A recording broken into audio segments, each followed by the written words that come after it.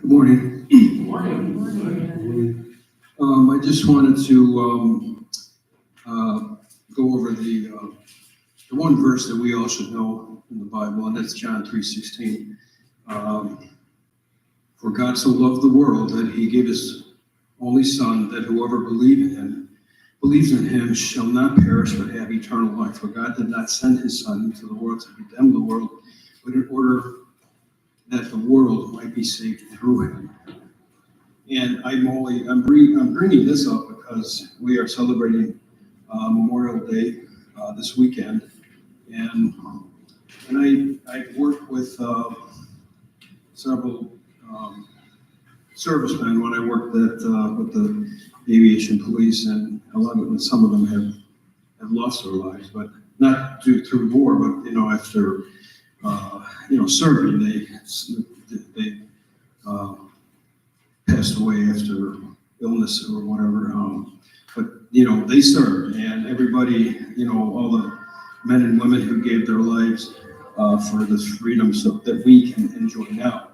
And you can't ever forget about them. And that's why Jesus made the ultimate sacrifice for us so that we can have salvation. I hope everybody understands that we don't have redemption, we don't have heaven or a place that we can live in paradise, because Jesus made that happen for us when he died.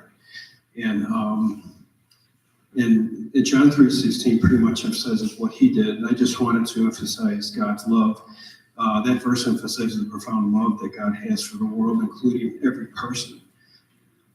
The gift of his Son, God's love, is manifested through the gift of his only begotten Son, Jesus Christ, who was sent to be a sacrifice for the sins of the world. Believing Jesus is the key to receiving eternal life, which is understood in escaping condemnation and experiencing God's eternal presence. The verse promises everlasting life to those who believe in Jesus, a life free from penalty and sin.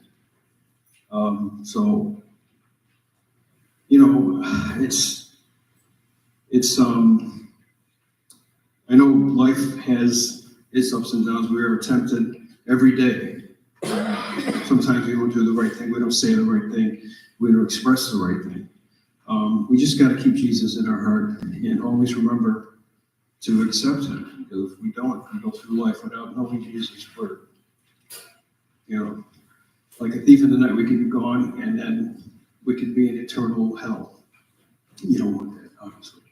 And we have a freedom in this country because of the sacrifices that men and women made in the Korean War and Vietnam War and World War I and II. So never let that pass by or forget what they did for us.